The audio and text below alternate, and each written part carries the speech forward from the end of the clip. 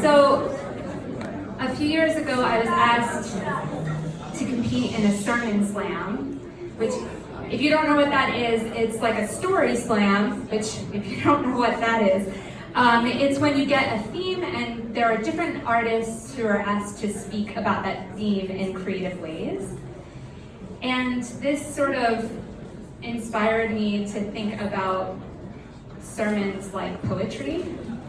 And because I only write angry poetry, all of my sermon poems are pretty angry. And this is maybe my angriest. And it's about the Torah portion Teitzei, which is in Deuteronomy.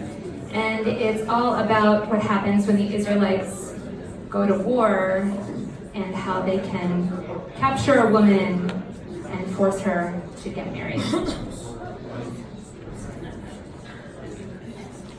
I was told once that a cow needs a fence in order to feel free. But I wondered if anyone bothered to see if good old Bessie would rather be out in the open, roaming wild for miles and miles, exploring her nose to find different fields and God's green earth to find her meals.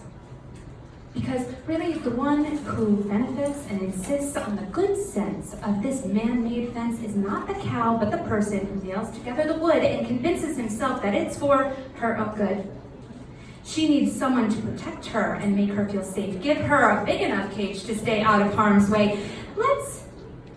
And that's what I thought about when I read this Parsha's opening lines, and just how many times I've heard that argument justified, that captivity is the way to be free.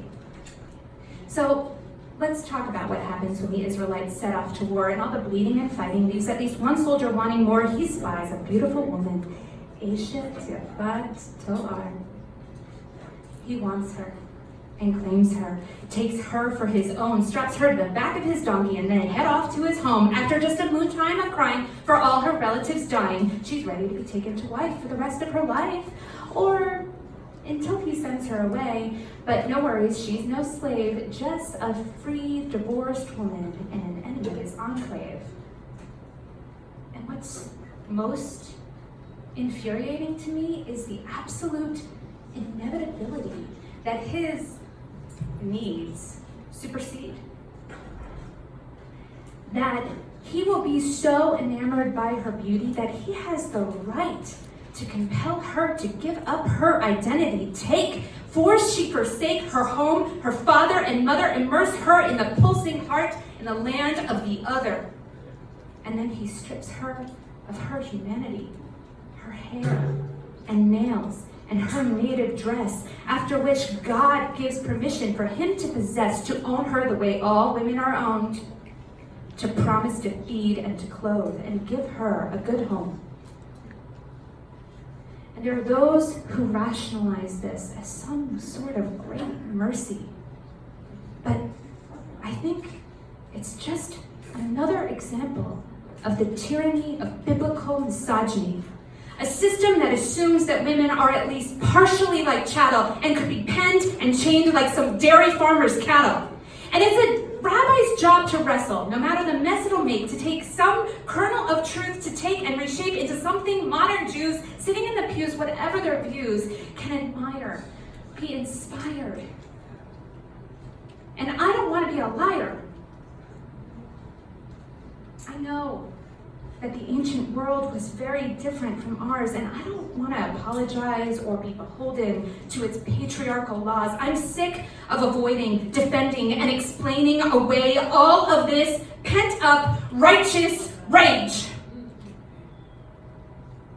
I saw an article the other day praising the men who found a new way to detect rape drugs in somebody's drink.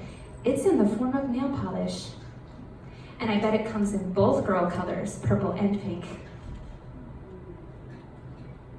But I don't want to resort to wearing a nail polish that would let me see if some guy was trying to roofie me. That means we have accepted the reality that rapists are just predators, free to come after me. The onus is totally mine. I am responsible for stopping that reprehensible crime, not the perpetrator, the violator, or this messed up culture of rape. It's the victim's vigilance that won't let him take whatever he wants with impunity. And don't you dare throw something like boys will be boys at me.